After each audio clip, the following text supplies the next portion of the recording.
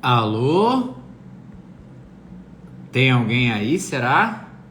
Estou ao vivo. Pessoal, esta live aqui, para quem tá vendo gravado, que ainda não entrou ninguém, né? Esta live aqui eu selecionei 10 perguntas que eu recebi nas caixinhas de perguntas nos últimos dias. 10 perguntas sobre o PPP eletrônico, sobre a aposentadoria especial, basicamente sobre PPP eletrônico, tá? E o universo aí que rodeia o PPP eletrônico, que alguns já estão dominando, alguns já têm plena capacidade de fazer gestão em cima desse PPP eletrônico, alguns já entendem, mas ainda têm algumas dúvidas, alguns ainda sabem o que é, mas tem muitas dúvidas, e tem gente que não sabe absolutamente nada ainda, que veio de Marte, da Lua, e ainda em pleno 2023 não tem conhecimento algum do PPP eletrônico. Até por isso que eu estou fazendo um treinamento de 4 horas, dia 16, praticamente de graça. A pessoa escolhe o valor que paga e vai ter um treinamento de 4 horas, das 19 até as 23 horas da noite, tirando todas as dúvidas e falando sobre esse contexto. Mas lá é outra história. A live aqui, então agora vocês todos que já chegaram aqui, trata-se do seguinte: 10 perguntas que eu selecionei das caixinhas dos últimos dias. Então aqui as 10 perguntas, ó, eu fui anotando elas, que eu achei interessante de elucidar aqui numa live com um pouco mais de calma do que as caixinhas, tá? Tem alguém me chamando aqui para participar. O Thiago Coutinho quer participar da live, não sei se foi sem querer ou se ele quer realmente participar. Oi, Amanda. Boa noite, Anderson, Eliana, Ayrton Morales, RB Regiane, boa noite para todo mundo, tá, pessoal? Então é o seguinte, eu vou começar a fazer as perguntas e respostas aqui, e se vocês tiverem mais perguntas de acordo com o assunto que eu tô falando, vocês podem ir comentando que eu vou lendo as perguntas de vocês também, beleza? Quando eu terminar as perguntas e respostas, que eu tenho aqui anotado 10 e mais as de vocês, e vocês pararem de fazer pergunta, a gente encerra essa live, beleza? Combinado? Então quem tiver pergunta, pode ir fazendo a pergunta aí dentro do contexto aqui do tema que a gente está falando aí. Boa noite, Larissa. Ô, meu querido aí, o Plácido Domingues, qualifica.sst. Eu que dei o nome do Qualifica. Então vamos lá, pessoal. Primeira pergunta, ó. Como que a empresa, pergunta número 1, como que a empresa entrega o PPP eletrônico? Essa é uma pergunta que eu recebi várias vezes e eu recebi de novo essa semana, eu acho que foi na segunda-feira. Pessoal, na verdade a empresa não entrega o PPP eletrônico. Acabou essa história de fazer o PPP e entregar o PPP. O PPP eletrônico, ele é entregue ao trabalhador pelo próprio INSS. De que forma? O INSS entrega o PPP eletrônico do trabalhador através do aplicativo Meu INSS. Tanto no aplicativo do celular como no site do Meu INSS, o trabalhador vai lá em certidões e não sei mais o que lá, e aí naquelas certidões e declarações, certidões e alguma coisa, tem uma abinha no menu, ele vai perceber que tem várias opções e lá no finalzinho agora está o PPP eletrônico. Então é assim que é entregue o PPP eletrônico para o trabalhador. Mas como que a empresa sabe se ela fez ou não fez o PPP? Ela tem que ter todos os envios do e-social com os recibos. Eu fiz o envio do e-social, gerou o recibo, protocolo do recibo de entrega ali, ok. Então o envio foi validado, pode conferir lá no ECAC, se não me engano. Então a empresa fazendo os envios do e-social, ela está confirmando que ela já lançou os dados para o INSS aglomerar, aglutinar, concatenar esses dados e entregar o PPP eletrônico a partir do Meu INSS para o trabalhador. Tranquilo? Entendido aqui? Só que tem um detalhe, tá? Não é só o setor de segurança que compõe o PPP. Nós temos o setor de departamento pessoal, que tem outros eventos que também se aglutinam, se aglomeram, se concatenam, se conectam e então eles organizam os dados dentro do formulário do PPP eletrônico. Beleza? Que é a pergunta número 2, tá? A pergunta número 2 que eu tenho aqui é quais eventos que compõem o PPP eletrônico. E muita gente errou essa questão quando eu coloquei uma caixinha perguntando só isso. quais são os eventos que compõem o PPP eletrônico? Muita gente errou, pessoal.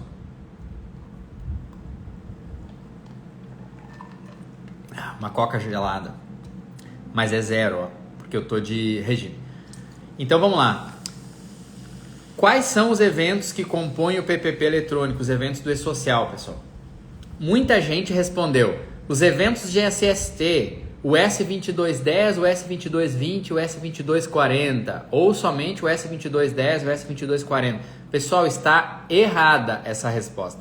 O PPP eletrônico, também não são todos, tá, Plácido? Tem outros PPPs, tá?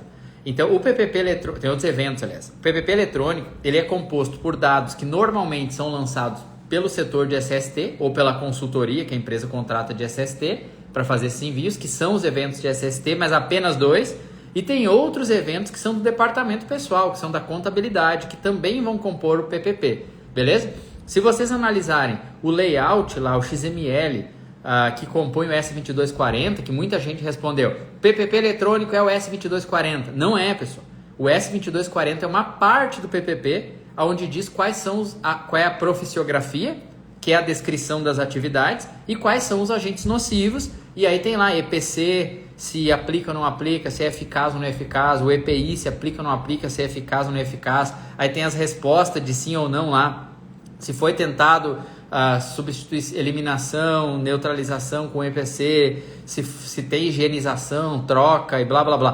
Todas essas respostas que vocês põem no software de vocês aí, ela vai no S2240 e ela vai parar no PPP. Porém, eu ainda tenho a CAT, que é o S2210, então ela também compõe o PPP. Porém, o S2220 ele foi retirado do PPP, ele serve para registro, para controle da saúde do trabalhador, mas esse dado não puxa lá no PPP, ele não compõe o formulário do PPP mais, desde 2021, se não me falha a memória, ou desde 2022, quando saiu o IN 128, desde 2022, saiu o novo formulário do PPP sem os dados médicos do trabalhador.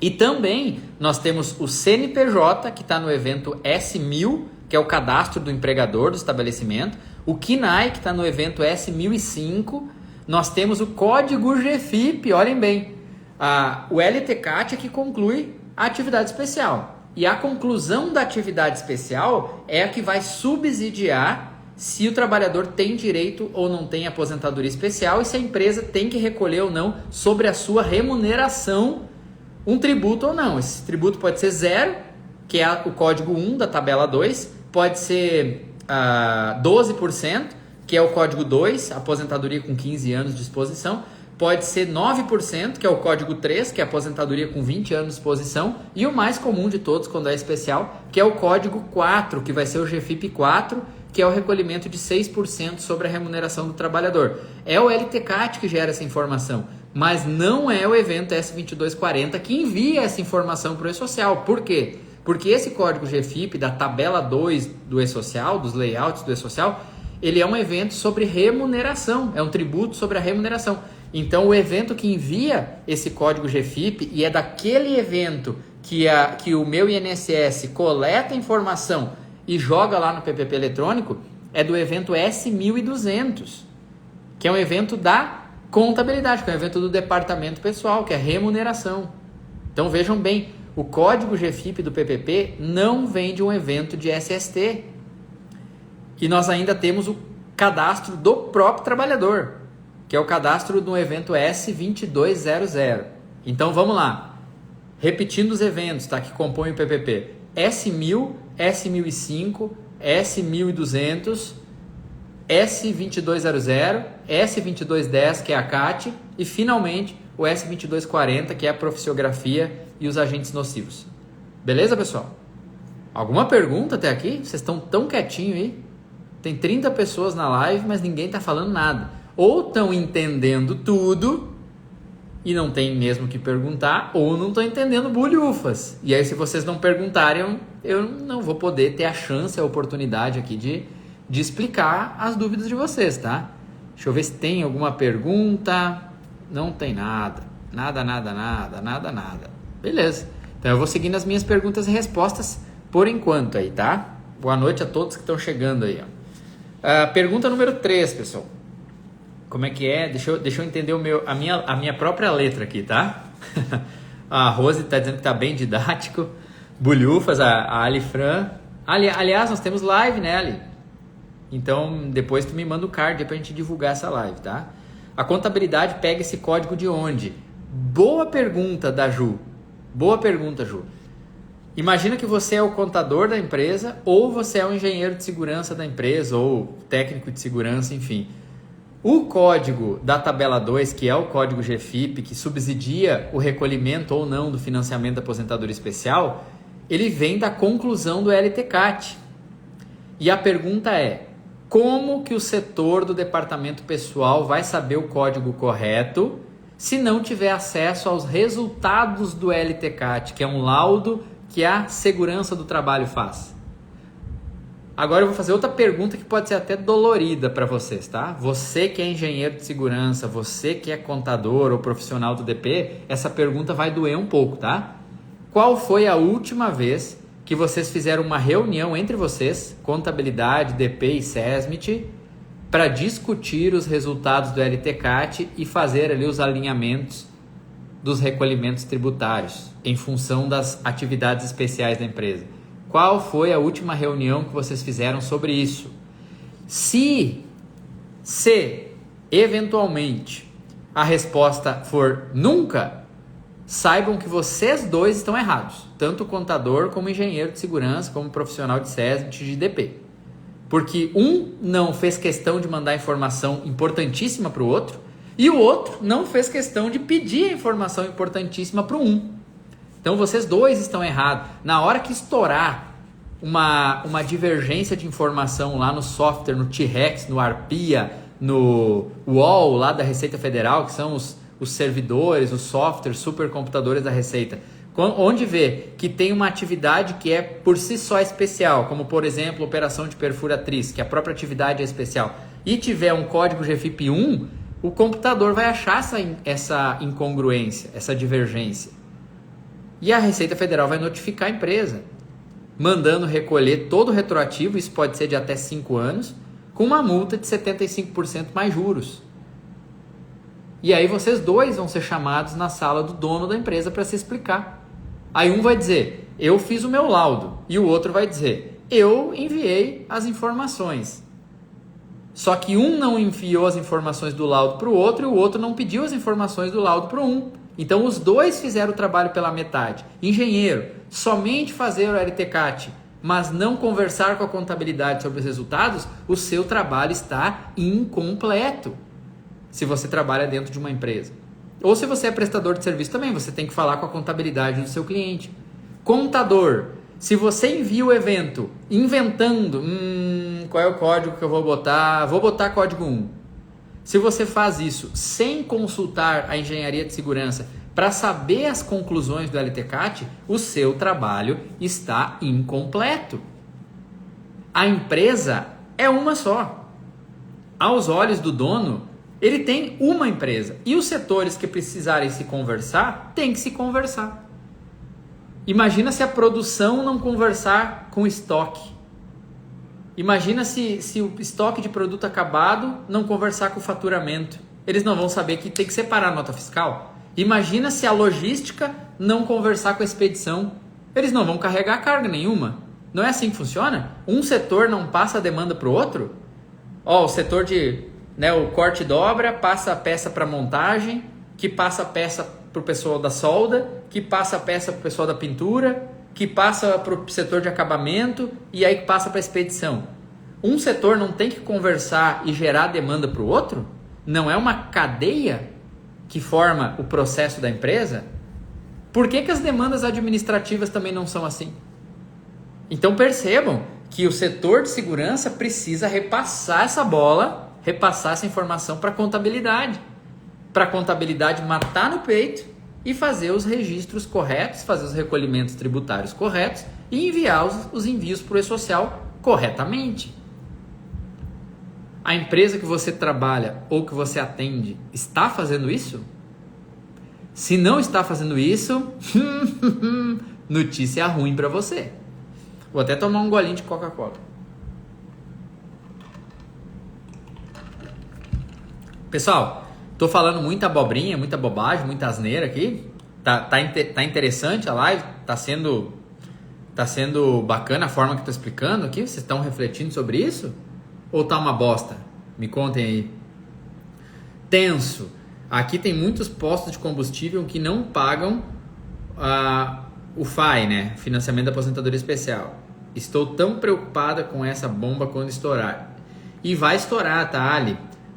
Mas se esses postos, uma dica importante, uma dica de ouro aqui para vocês, tá? Se esses postos forem filiados a Sulpetro, que eu imagino que seja só os postos aqui do Sul, não sei quem é que são filiados, a Sulpetro tem uma liminar que o benzeno passa a ser quantitativo, até que essa liminar se sustente. Então aí o jurídico aí desses postos pode atuar no não recolhimento, passando a ser quantitativo o benzeno. E vamos combinar, né? Não sei quantos de vocês aí fazem avaliação de benzenos nos postos, mas normalmente dá abaixo do limite de detecção, de tão pouquinho que é, quando é um posto aberto, amplo, com pátio grande, bem ventilado. Mas aí é papo para outra história, tá? Deixa eu ver aqui se tem alguma pergunta. Qual a base? Bom, é o que eu estava explicando, tá? Bom, o S2240 da empresa que trabalho foi baseado nas informações do LTCAT, tá certo. E isso a pessoa do DP junto com o setor de segurança do trabalho, tá certo. É isso aí. Oi, Thaís. Olha aí a Thaís, tá sempre trabalhando e agora conseguiu entrar um minutinho aqui na live. Seja bem-vinda. Então vamos lá, pessoal. Eu vou ir para a próxima pergunta aqui, tá? Beleza. A empresa... Aqui. A empresa paga ao trabalhador a aposentadoria especial? A resposta é não. A empresa não paga nada para o trabalhador, pessoal. A empresa paga, ela na verdade não paga, ela recolhe um tributo sobre a remuneração desse trabalhador. E não é tirando, vejam bem, quando eu falo recolhe sobre a remuneração, não é que está tirando da remuneração, tá? É calculado um percentual proporcional à remuneração do trabalhador. Então, se o Jonathan ganha R$1.000 e ele tem aposentadoria especial que equivale a 6% de financiamento, então eu vou calcular 6% sobre a remuneração do Jonathan, mas eu não vou tirar os 6% do salário do Jonathan, Deus me livre. Deu para entender? Então a empresa calcula um percentual, que é de 6, 9 ou 12%, e recolhe pagando esse dinheiro aí para Previdência Social. O trabalhador não recebe dinheiro pela aposentadoria especial. O que ele tem de benefício, que de benéfico não tem nada, que é um benefício que significa que ele se arrombou por muitos anos lá no calor, na poeira, na vibração, no ruído, no produto químico, limpando fossa com a bosta dos outros, trabalhando com gente doente, com animal doente. É isso que significa aposentadoria especial, que o pessoal acha que é uma coisa boa e não é, tá? Mas se o trabalhador tem esse direito, esse benefício social, quem recebe dinheiro é a Previdência. Para depois que ele se aposentar, se ele sobreviver a essa condição, depois que ele se aposentar, a Previdência começar a pagar as prestações dessa aposentadoria para ele.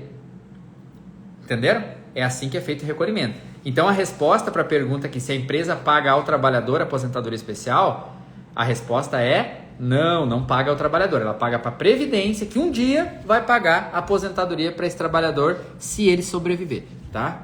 Deixa eu ver se tem pergunta. Não podia perder esse momento de aprendizado contigo. Se a Thaís Borges está falando isso, aí eu tenho que acreditar, né?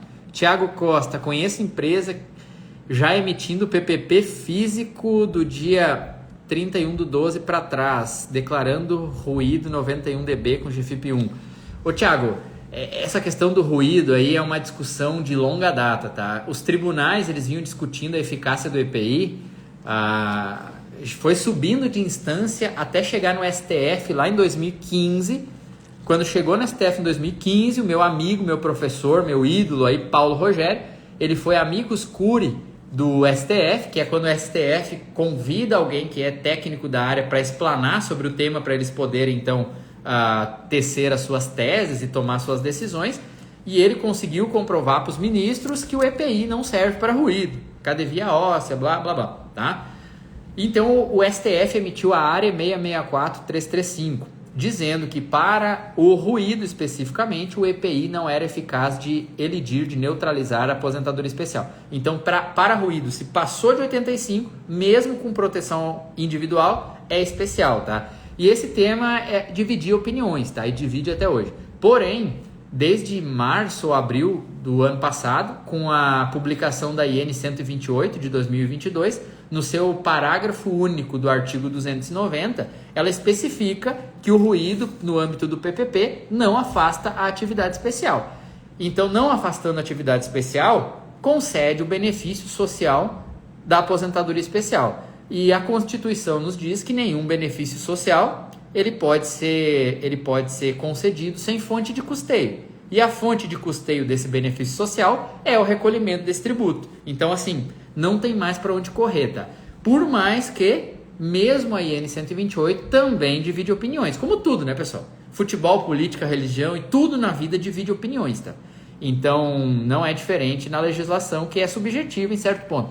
Então, a própria Confederação Nacional da Indústria emitiu um parecer do seu jurídico dizendo para as empresas que façam uma boa gestão do ruído. E assim, não é entregar EPI e assinar na ficha, tá? É fazer o PCA, é fazer todas as medições com a técnica correta, treinamento, higienização, troca no período correto, CA correto e blá, blá, blá, blá, blá. Façam tudo isso e não recolham, mas aprovisionem valores para pagar quando o fisco cobrar, se acabar perdendo na via administrativa, lá no CARF, ou numa eventual ação judicial.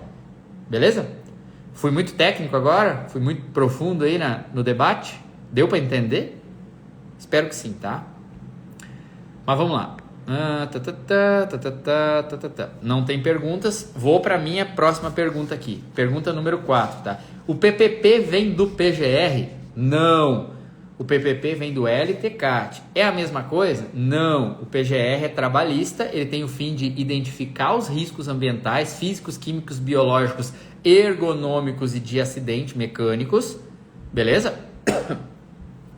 E a partir desses riscos, fazer a avaliação deles numa matriz de risco, e se eles tiverem um risco de relevância significativa para o trabalhador, é aberto um plano de ação com medidas de controle para que esse risco não atinja o trabalhador. Então o PGR é um programa com a finalidade de prevenção, tá? Diferente do LTCAT, que não é trabalhista, ele é previdenciário e ele tem a finalidade, né, de laudar se existe ou não existe atividade especial dentro daquela empresa, em quais funções e em qual grau. Entendeu? Se é 6, 9, 12%, dependendo do tipo de agente que ele está exposto, conforme o anexo 4 do decreto 3048. Tá? Então, são finalidades diferentes. Então, respondendo a pergunta, o PPP vem do PGR? Não. O PPP ele vem do LTCAT, que é um laudo separado. Já vou aproveitar uma pergunta que não está aqui e vou responder, tá? LTCAT que conclui insalubridade. LTCAT que é baseado na NR 1516. Para que serve esse LTCAT? Tem uma finalidade muito interessante, tá? Esse LTCAT vocês podem imprimir ele só funciona impresso, não adianta ter PDF. Então, LTCAT que fala de insalubridade e periculosidade baseado na NR 1516, vocês precisam obrigatoriamente imprimir esse LTCAT e aí vocês usam ele para acender fogueira de São João, tá? Então, essa é a finalidade do LTCAT que conclui insalubridade e periculosidade. Fora essa finalidade, que ele é muito útil, porque normalmente ele é grossão, assim, né? Ele não serve para nada, tá, pessoal? Então, o LTCAT ele tem que concluir atividade especial que embasa, então, as condições de aposentadoria especial, beleza? Difícil mesmo assistir uma live do Paulo Rogério. O cara é fora da curva, difícil de acompanhar. Concordo, Thiago. Assim, para acompanhar o raciocínio e aonde que alcança o raciocínio do Paulo Rogério, tem que estar com o raciocínio acelerado. Tem que ter uma base bem sólida já do assunto para conseguir entender o que ele quer dizer com as palavras que ele usa, né? Então, o professor Paulo é fantástico. Mas, realmente, às vezes é de difícil digestão, de tão profundo, de tão técnico que é o conteúdo dele. Como tudo na vida, né? Top, Jonathan, como sempre, muito bem informado, sempre nos atualizando. Ô, meu amigo, o Anderson, a gente combina, eu passo um pix de 10, 20 reais para ele sempre na live e ele vem aqui me elogiar, tá? Isso aí é combinado nosso. Vamos para a pergunta número 5. Ergonomia vai no PPP? Não vai no PPP ergonomia, pessoal. Vai no PGR, vai ter que fazer análise ergonômica preliminar. Se identificar riscos ergonômicos significativos lá, tem que fazer análise ergonômica do trabalho, fazer a gestão ergonômica no PGR para fins preventivos, inclusive para fazer a gestão do FAP, que é o fator acidental de prevenção, a gestão de benefícios. Isso sim, é muito importante avaliar os riscos ergonômicos, porque estatísticas empíricas aí me mostram que a ergonomia é o que mais gera benefício junto ao INSS e aumenta o FAP, que é outro tributo. Agora, falando de PPP, risco ergonômico não entra. O que entra no PPP? Riscos físicos, riscos químicos e riscos biológicos ou associação deles e algumas atividades pré-determinadas, tá? Aonde que vocês consultam esses riscos físicos, químicos, biológicos e atividades pré-determinadas para aposentadoria especial? No anexo 4 do decreto 3048. Esses agentes e atividades, eles estão codificados na tabela 24 do E-Social, e esses códigos da tabela 24, eles vão parar no XML do evento S2240. E esse S2240, a profissiografia, que é a descrição da atividade, e os agentes nocivos com a forma de exposição, se tem EPI, se tem EPC, todas as respostas lá do S2240, vão parar no PPP do trabalhador. Essa é a cadeia aí da informação do LTCAT até o PPP. Beleza? Ergonomia é fundamental no FAP, exatamente, Thaís. Foi o que eu antes de eu comentar, eu vi que a Thaís já tinha escrito isso. Então, olha a sintonia desses irmãos. Vocês sabiam que a Thaís Borges é minha irmã? Thaís Borges aqui, ó. Thaís Borges, _ oficial. Thaís é minha irmã. Só que ela mora lá em Minas. Rosiane Diniz. Fico impressionado com seu nível de conhecimento. Na verdade, isso aqui é uma gravação, Rosiane. Eu tô lendo um teleprompter aqui. Esse texto está todo escrito e isso aqui é uma gravação. Eu adivinhei as perguntas de vocês, por isso que eu estou interagindo aqui. Brincadeira, né? Risco ergonômico vai entrar também saúde mental, prevenção do assédio e doenças no trabalho. A Joyce Fernanda falou, exatamente, Joyce. Inclusive a CIPA tem que tratar desse tema aí também, tá? Então a CIPA agora tem a incumbência de tratar aí de assédio, e a saúde mental são os riscos psicossociais, né? Que também entram nos riscos ergonômicos, muito bem lembrado. Inclusive, banco, instituição de saúde, hospital, entre outras atividades, tem um alto índice de afastamento junto ao INSS por problema da pessoa que fica meio lelé da cuca em função de pressão, de assédio, de metas exacerbadas, enfim. E aí vem uma série de coisas, tá? Ó, a Thaís aí também, eu passei um pix de R$40 pra Thaís e ela vem aqui me elogiar na live, tá? Que eu sou foda, diferenciado, tá. Beleza? Eu não gosto de elogio, fico um pouco envergonhado, na verdade. Mentira, eu gosto sim. Podem elogiar. Vamos lá. Pergunta número 6, pessoal. Já estou indo pro final aqui, ó. Vocês têm que botar as perguntas de vocês agora. A declaração de inexistência de risco isenta a elaboração do PCMSO, PGR e LTCAT? Não! Tem texto lá dizendo mimimi, que DIR, que se isso, se aquilo. Pessoal, querem seguir o texto frio da norma sem avaliar o contexto? Sigam. Só que respondam pelos reflexos jurídicos dessa irresponsabilidade depois, tá? Eu fiz uma live semana passada falando só sobre isso. Se vocês quiserem saber a minha opinião embasada, ponto a ponto, eu fiquei uns 20 minutos explicando isso tudo, tá? Eu tenho diversos argumentos que me fazem passar longe dessa tal de DIR aí. Distância de mim, beleza? Mas eu não aplico DIR não, tá? Eu acho que o contexto dela muito ruim e eu acho que os efeitos colaterais que ela traz para o nosso mercado são devastadores. Eu não gosto da DIR. Por mais que a teoria diz desburocratização. Mas tem que fazer a análise de perigos e riscos, não isenta a ordem de serviço, não isenta nada mais. Tá, sabe? O empregador ele perde o poder de defesa judicial. Sabe? Se acontecer um acidente, o cara declarou que não existe risco. Olha o prato cheio para um advogado numa ação de indenização por dano moral. Vai fazer uma novela lá que dá para ir para Globo, da novela das 9. Sabe? Se o cara, olha, esse bandido declarou que não tinha risco e essa escada podre aqui toda torta que caiu e quebrou o braço da minha cliente, seu juiz. Entendeu? É uma série de fatores que eu quero distância dessa DIR. Mas quem quiser usar, use. Mas depois assuma a responsabilidade. Quais assuntos você indica abordar nas reuniões da CIPA? O que a CIPA quiser, tá? A CIPA que define os assuntos. Mas como o assunto não é CIPA, vamos adiante aqui. Você é sofá mesmo. Sofá de poltrona? Ensina brincando, muito bom. É isso aí, como é que se ensina, né? Qual é a forma que a gente mais aprende? Se divertindo. Então, eu tento ser descontraído aqui nos meus modestos ensinamentos, tá? Deixa eu ir para a próxima pergunta aqui, pessoal, e vocês vão fazendo pergunta aí, tá? Essa aqui foi engraçada e não apareceu só uma vez, pessoal. Não apareceu só uma vez. E eu vou deixar vocês responderem aqui, ó. Eu quero no mínimo umas 5 respostas aí, tá? Eu preciso imprimir o PPP eletrônico para entregar ao funcionário? O que vocês acham? Me respondam aí. Eu preciso imprimir o PPP eletrônico para entregar para o trabalhador? Qual que é a opinião de vocês?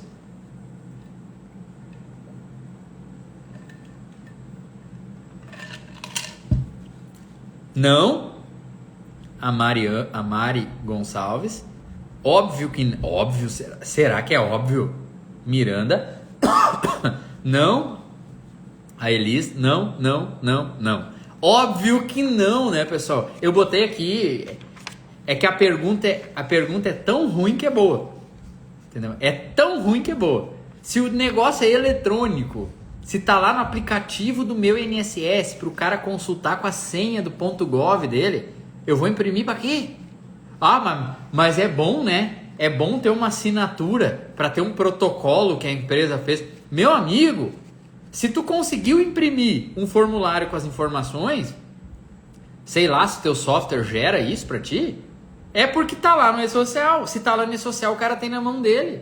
Se o trabalhador vier, eu quero o meu PPP, vocês vão dizer o quê? Sim, senhor. É só abrir o seu aplicativo Meu INSS que tá lá. Pronto, acabou, não tem mais essa história aí. A não ser de períodos anteriores a 1º de 2023.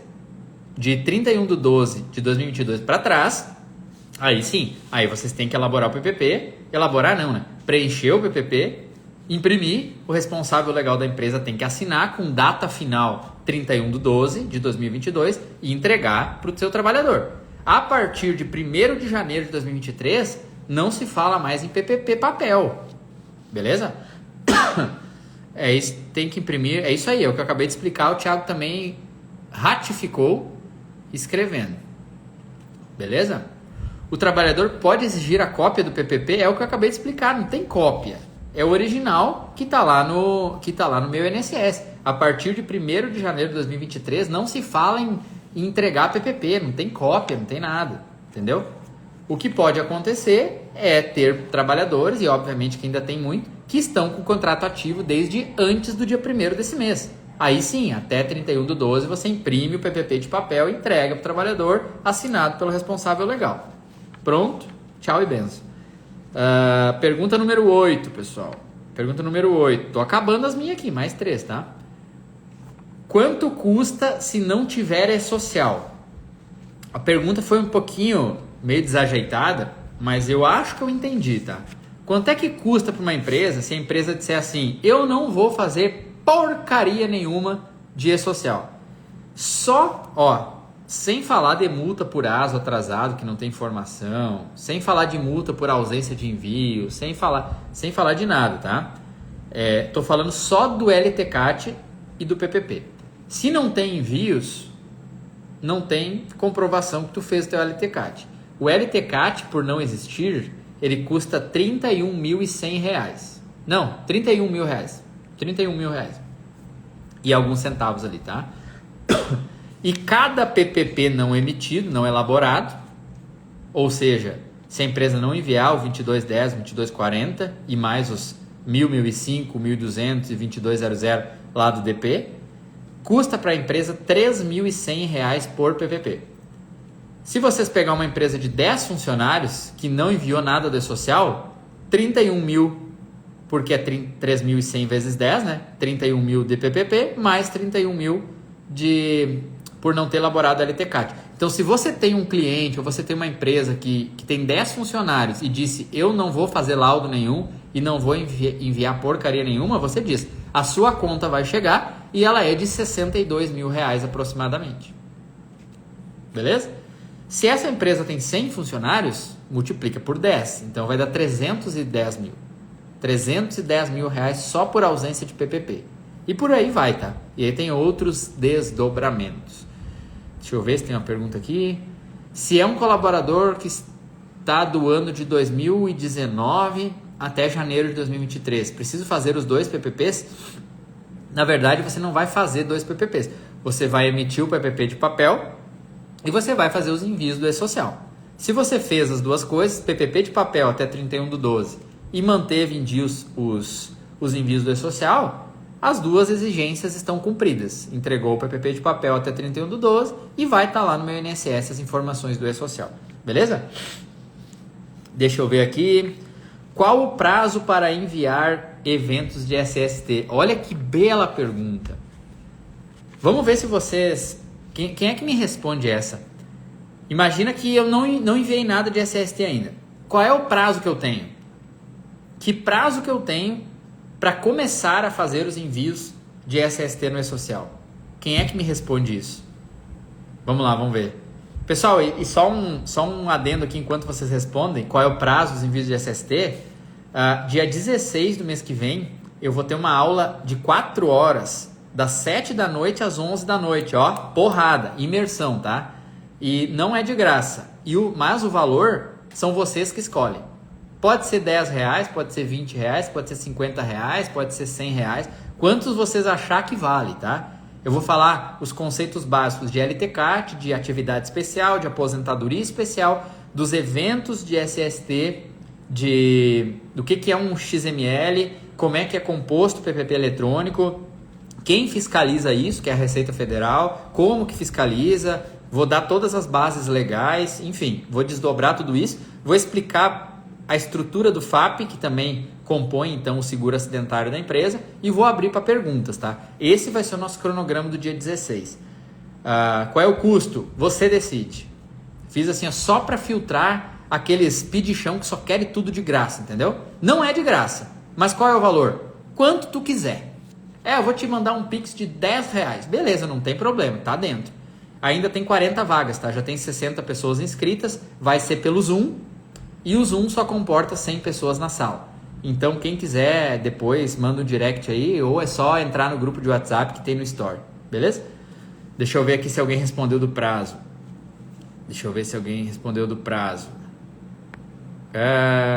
Já estourou o prazo, corre para falar. Acabou o prazo no dia 15. Errado, tá? Tem um total de 4 anos. Acho que tem outra pergunta dele aqui. Acabou o prazo. 15/2. Errado. 15/2. Errado. No agrupamento de agora, imediato. Pessoal, vejam bem a pergunta, tá? Qual é o prazo para enviar os eventos de SST? O prazo era 10 de janeiro de 2022.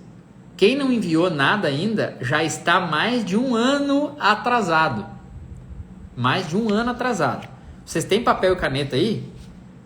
Como é que tu me prova isso, Jonathan? Se o PPP eletrônico entrou... Se o PPP eletrônico entrou só em 2023, se o Onyx Lorenzoni disse que não ia ter multa em 2022, como é que tu prova isso? Eu provo para vocês. Já pegaram papel e caneta aí para anotar? Ou corre o dedo e grava a tela agora. É o seguinte, pessoal. O Onyx Lorenzoni, então ministro do Trabalho, do governo ainda do Jair Messias Bolsonaro, ele isentou multas trabalhistas. Também tá errado, tá? O prazo a partir de 1 de janeiro de 2023 também tá errado. Os envios de SST para todas as empresas, a quarta fase do E-Social para o grupo 3, deveria estar sendo enviado desde 10 de janeiro de 2022, pessoal. Durante todo o ano de 2022 já deveriam estar sendo enviados. E para as empresas do grupo 1, desde agosto, setembro de 2021 ainda. Então a maioria das empresas está muito atrasada. Beleza. Eu acredito que a Receita Federal vá multar quem não enviou durante 2022? Acredito que não. Agora, informação de bastidor, tá? Não sei se é verídico ou não, mas informação de bastidor lá de dentro da Receita. A primeira malha fina vai ser nas empresas que não enviaram a carga inicial. As empresas que não enviaram a carga inicial vão ser as primeiras a ser pegas na malha fina. E depois vai desdobrando para as próximas. Até chegar nas divergências de envio, contabilidade, SST, etc. Então, assim, o conselho é: corre. Como é que eu confirmo essa informação? Vocês estão com papel e caneta na mão aí, né? Vocês vão pesquisar a portaria interministerial da Receita Federal de 2021, número 71. Portaria interministerial número 71 de 2021. Lá nessa portaria falava do prazo de 10 de janeiro de 2022, beleza? E aí o Onix falou aquela bobagem lá para confundir a galera, deu todo um alvoroço. As multas do E-Social estão canceladas, as multas trabalhistas estão canceladas.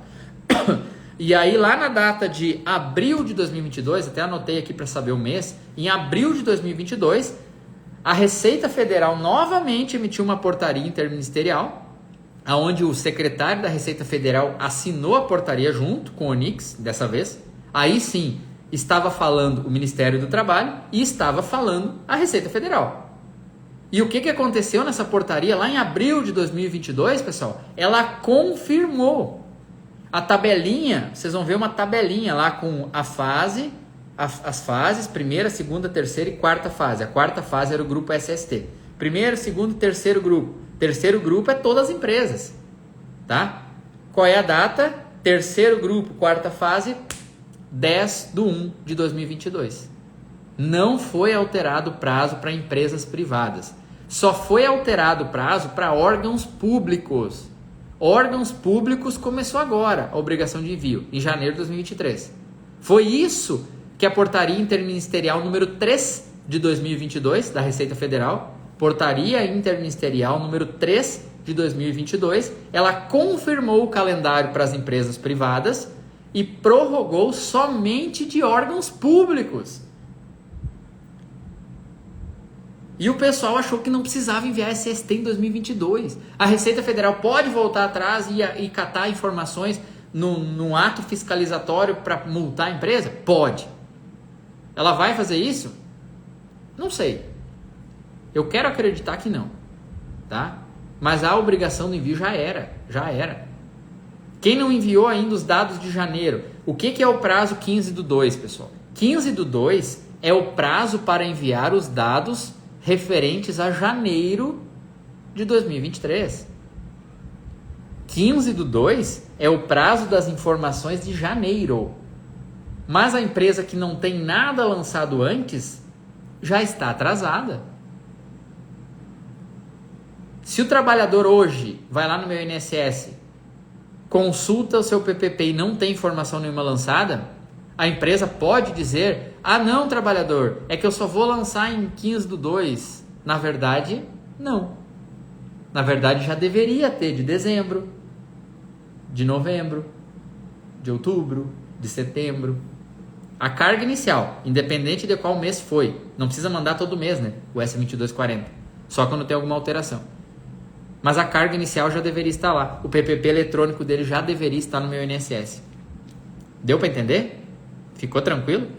Portaria 71 de 2021, que foi confirmada pela portaria número 3 de 2022. O prazo sempre foi 10/1 de 2022. Tranquilo, pessoal? Deixei alguém nervoso? Às vezes o pessoal fica nervoso. O órgão público deveria ser o primeiro a fazer os envios. Boa colocação, meu amigo. Boa, tem que dar o exemplo, né? Tem que dar o exemplo. Deixa eu ver que tem uma pergunta aqui. Pergunta. Ai, como eu faço? Trabalho num órgão federal como terceirizado, mas as duas empresas que eu trabalhei saíram sem prestar contas. Como eu faço? Não faço a menor ideia. Eu teria que entender melhor essa situação aí para tentar te ajudar, meu amigo. Mas eu não faço a menor ideia. Oi, filha. Beijo. Pai te ama. Minha filha entrou aí na live. A menina mais linda, mais educada, mais querida do Brasil. Vamos para a pergunta número 10. Chegamos na última pergunta, pessoal. A partir daqui eu vou responder e depois vocês podem fazer perguntas. E se não tiverem mais perguntas, dou-lhe 1, 2, 3 e a gente fecha a live, tá? O que fazer se eu não tenho nada? Essa pergunta aqui também veio. Para nós fechar as nossas 10 perguntas aí sobre o PPP eletrônico. Se você não tem nada, você, a empresa, né, que você trabalha, se você não tem nada, meu amigo, chorar o leite derramado não vai adiantar nada. Você pegue toda essa informação, esses pontinhos de informação, que eu passei pouca informação para vocês aqui na live, porque é só 1 hora, né, só 40 minutos que eu tô aqui. Não tem como passar grande coisa. Mas esses pontos que eu passei para vocês, se vocês anotaram, se vocês guardaram na memória, pesquisem um pouco mais, embasem a informação com as bases legais, mostrem o tamanho do rombo que as multas vão trazer, mostrem as portarias que falam dos prazos, mostrem para a empresa que ela está correndo um sério risco com a Receita Federal e corre para fazer. E mostra que o trabalho de vocês, o nosso trabalho da Segurança do Trabalho, ele se tornou mais relevante do que nunca. Não é só a integridade do trabalhador que nós protegemos a integridade financeira e jurídica da empresa. Uma das falhas, pessoal, uma das falhas muito grandes, nossa, enquanto profissional de SST, é olhar só para um dos lados. Infelizmente, alguns profissionais, eles incorporam um justiceiro, incorporam um fiscal, incorporam a pessoa que tem que cumprir a carência do Estado, que não fiscaliza as empresas em prol do trabalhador. E isso está errado, pessoal. Está errado. O nosso papel, enquanto profissional de segurança do trabalho, é ser um consultor da empresa. Nós temos um juramento. Eu, pelo menos, eu fiz um juramento lá de mãozinha levantada, que a gente tem que resguardar a vida e trabalhador. Eu respeito meu juramento. Só que qual é a melhor maneira de todas de eu conseguir fazer uma proteção eficiente para o trabalhador? É eu também olhar para o outro lado da moeda. Qual é o interesse de uma empresa com um bom setor de gestão e segurança do trabalho? Reduzir custos. Que custos, pessoal? Reduzir o grau de aposentadoria especial que é recolhido, reduzir o FAP, reduzir adicionais pagos, reduzir absenteísmo, reduzir custo com advogado, reduzir honorário de advogado, eu já falei, reduzir pagamento de indenização por perder ação judicial, reduzir rotatividade, aumentar a produtividade, não ter risco de ação regressiva, não ter risco no CPF do dono por homicídio, artigo 121, homicídio culposo. Vocês estão entendendo? É isso que representa a segurança do trabalho para uma empresa. Entendeu? Esquecendo um pouco o trabalhador nesse primeiro momento. Se eu consigo mostrar o tamanho do problema para o empresário, eu trago consciência do problema, ele se assusta. Porque a maioria dos empresários não sabe isso. A partir do momento que ele tem consciência de um problema deste tamanho, ele vai querer a solução. Aí ele vai querer a solução. O tanto de dinheiro que ele pode perder e o tanto de problema judicial que ele pode ter, aí ele vai querer uma solução. E olha a mágica acontecendo agora. E qual que é a solução para resolver esse problema da empresa? É fazer uma boa gestão, fazer um bom gerenciamento de riscos e evitar que o trabalhador se exponha a esses riscos e, consequentemente, que ele não adoeça, que ele não sofra acidentes.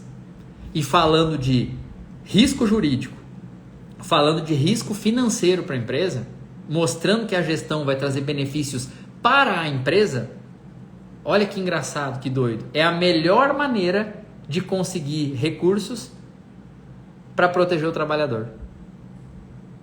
Ou vocês acham que as grandes corporações mundiais que têm uma política de segurança muito forte, segurança em primeiro lugar, e auditorias, e não sei o quê, vocês acham que é só porque os diretores, presidentes, acionistas dessas empresas são muito bonzinhos? São seres humanos assim, ungidos de luz? Vocês acham que é por isso? Ou vocês acham que é porque já perderam tanto dinheiro no passado que entenderam a duras penas que segurança do trabalho é fundamental para segurar o dinheiro da empresa no caixa? O que vocês acham? Vocês vivem no mundo cor-de-rosa mesmo? Vocês acreditam em Papai Noel? Ou vocês querem pensar um pouquinho pragmaticamente no mundo real? Eu faço esse convite aí para vocês. Entenderam, pessoal? Então é isso. Segurança do trabalho é isso, na minha visão. Certo? Da minha parte, encerrei. Falei muita besteira, pessoal.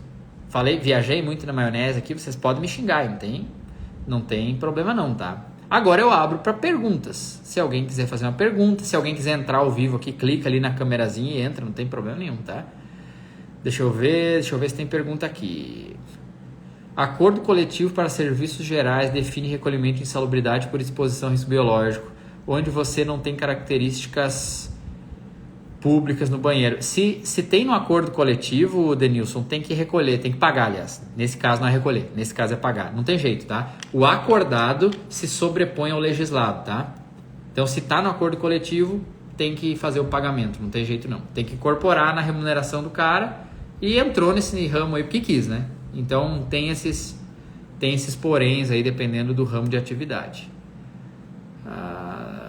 Órgãos públicos, qual colaborador devo enviar? Regime próprio ou regime geral? Regime geral, tá? Todos os servidores que estão vinculados ao regime geral da Previdência, eles são segurados obrigatórios da Previdência Social.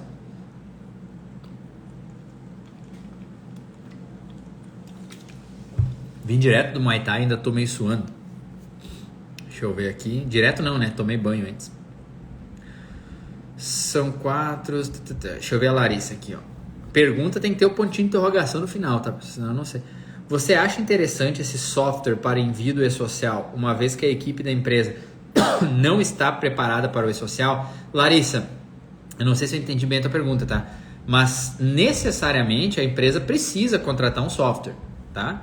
Eu até tenho software, tá? Quem quiser usar o meu, me chama aí que a gente conversa, tá? Até tô pensando nessa possibilidade aí de abrir para parceiros usar o nosso software e a gente fazer negócios. Não é o nicho que a gente trabalha, mas talvez, quem sabe. Mas a empresa precisa de um software, tá? Tem como lançar direto na plataforma de rede social? Toda vez tu vai ter que digitar os mesmos dados da empresa, não sei nem como é que funciona aquela bagaça lá. Quando funciona, né? Que quando sobrecarrega, quando chega perto da data fim ali que todo mundo deixa para a última hora, né? É justamente quando tu não vai conseguir. Então, sim, tu precisa. Não é interessante, é necessário. É essencial você ter um software para fazer a gestão e fazer os envios do e-social, tá? Rosiane, vê minha pergunta, por favor. E agora, meu Deus, será que eu vi a pergunta da Rosiane? Onde é que tá? Coloca de novo aí, Rosiane. Coloca de novo aí, que eu não tô achando. Os exames complementares devem ser enviados no S2220, tá? Tudo que pede lá no layout do S2220 tem que ser enviado. Mas agora, honestamente, eu não lembro se os exames complementares vão lá ou se só vai o apto ou inapto, tá? E se eu não me engano, tem que relacionar eles. Honestamente, Roseli, eu não vou querer ser o Joãozinho do Passo Certo que sabe tudo, dar uma de sabe tudo para vocês, até porque eu não sei tudo, eu sei quase nada, inclusive. E eu não vou tentar te responder uma coisa que eu não tenho certeza, tá? Mas faz o seguinte, eu não sei te responder. Olha que interessante isso. Eu não consigo te dar o peixe agora. Prestem atenção nisso, pessoal, isso aqui é interessante, tá? Na minha falha, na ausência da minha capacidade de responder uma coisa de cabeça, ou seja, na minha incapacidade de dar o peixe para vocês, eu vou ensinar vocês a pescar, que é muito mais interessante. Porque a partir do momento que vocês sabem pescar, vocês mesmos pegam quantos peixes vocês quiserem. Beleza? Faz o seguinte, Roseli. Abre uma página do Google aí e escreve layouts e social. Escreve layouts e social. E aí vai aparecer um linkzinho ali que tu vai clicar e vai aparecer ali todos os layouts. S1000, S1005, S1200, S2000, S2200. Vai ter um monte de linkzinho. Aí tu vai no S2220, que é monitoramento da saúde do trabalhador, e tu clica. Quando tu clicar, vai te levar lá pra área que é... Só um pouquinho. Tomei água com gás, tá me dando vontade de Não vou falar, né? Para não ser nojento. Vai que alguém tá jantando. Mas quando tu chegar lá num quadradinho cheio de coisinha, de informações, aquilo ali é o layout do XML. O que é um layout, pessoal? É uma modelagem padrão.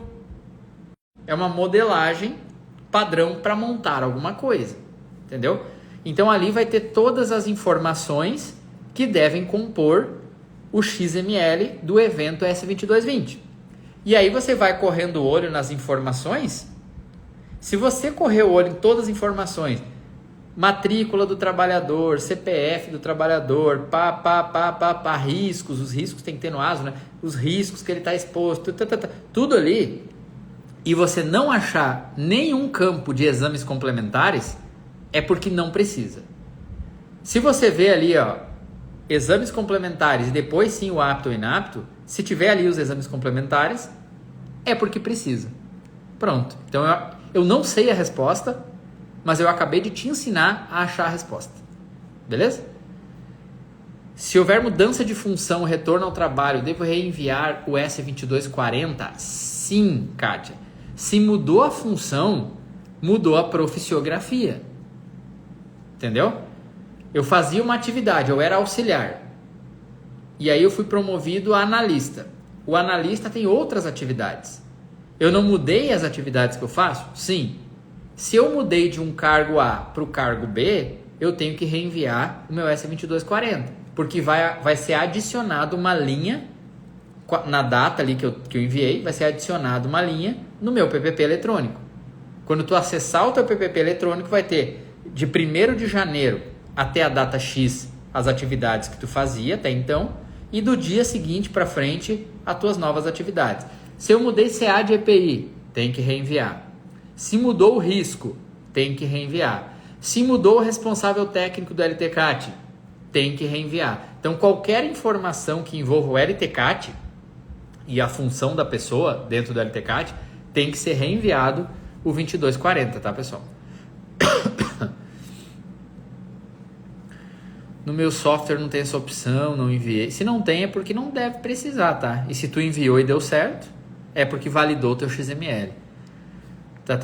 O sistema que utilizamos para fazer os envios precisa colocar todos os exames, áudio, consulta, então talvez precise. Não sei, tá?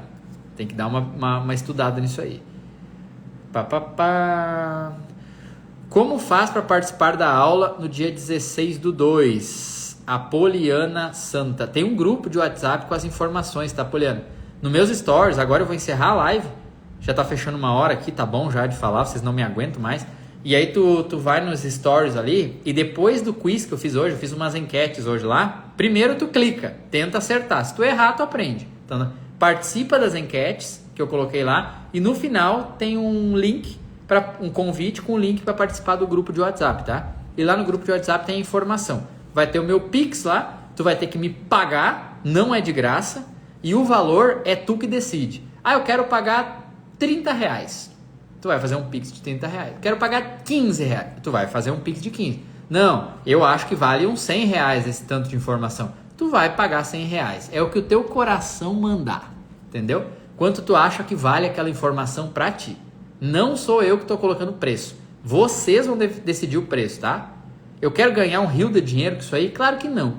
Uma noite minha de lazer vale mais do que eu vou arrecadar com isso, tá? Mas eu quero fazer para ajudar, e esse valor aí enfim, é só para fazer um filtro, pessoal. É para estar nessa noite somente quem quer realmente aprender. Porque quem não puder pagar 20, 30, 50 reais para adquirir um conhecimento desse nível, é porque não merece estar lá. Beleza?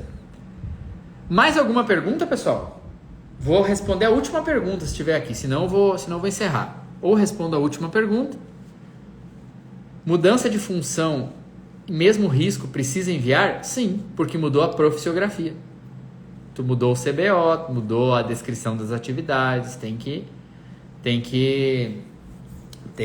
enviar sim, tá? Tem curso de higiene ocupacional? Tem um monte por aí. Não sei se essa foi a pergunta. Não, tô brincando, eu entendi. Você deve estar perguntando se eu tenho um curso sobre higiene ocupacional. Não. Inclusive, eu sou ruinzinho de higiene ocupacional, viu? Eu sou bem ruinzinho. Eu tenho que fazer um curso de higiene ocupacional porque eu não sou higienista, tá? Sabe quantas vezes eu peguei uma bomba de amostragem na minha mão, na minha vida? Nunca! Fazem 18 anos que eu trabalho com segurança do trabalho, eu nunca peguei na mão uma bomba de amostragem. Para vocês terem uma ideia, tá? Obviamente que se eu pegar um resultado, eu vou saber avaliar. Agora, fazer a coleta, não sei não. Beleza? Então é isso, meus queridos. Se muda o responsável da LTCast, tem que reenviar o 2240? Sim. Se muda qualquer informação lá do layout do evento, tem que ser reenviado. Beleza, pessoal? Beleza? Parabéns pela iniciativa. A Miranda tá agradecendo aí. De nada, Miranda. De nada. Mas não é de graça não, tá? Tem que pagar. Tem que pagar. Eu não tô fazendo de graça. Então não precisa agradecer não. Certo, queridos? Então é isso. Muito obrigado pela presença de todos. Aí tivemos 40, 50 pessoas sempre na live, numa quarta-feira. Isso até é um número bem representativo. Vocês devem ver lives por aí, né? Então é sinal que o assunto tava rendendo. Certo? Grande abraço, então. Nos falamos. Quem sabe aí semana que vem eu faço outra live. Se vocês gostaram desse assunto aqui, acompanha meus stories, tá? Participa lá das caixinhas de perguntas. Pode mandar pergunta, eu vou responder todas. Ou respondo na caixinha do story, ou respondo no direct para vocês. Eu faço isso, tá? Eu respondo todo mundo. Enquanto eu consigo. Pode ser que vai chegar um ponto que eu não vou conseguir mais. Então participem lá. Beleza? Aprendi muito contigo, muito agradecida. Eu que agradeço, Roseli. Ô, Marcelo Camilo, grande empreendedor aí da área de segurança do trabalho. Ô, Marcelo, me chama no WhatsApp que eu tenho um negócio para falar contigo. Talvez seja interessante aí. Obrigado, professor, você é 10. Eu que agradeço os elogios. Não precisa agradecer não, eu faço aqui de coração, tá? Certo? Então, boa noite para todo mundo, beijo no coração, tchau, boa semana, até mais.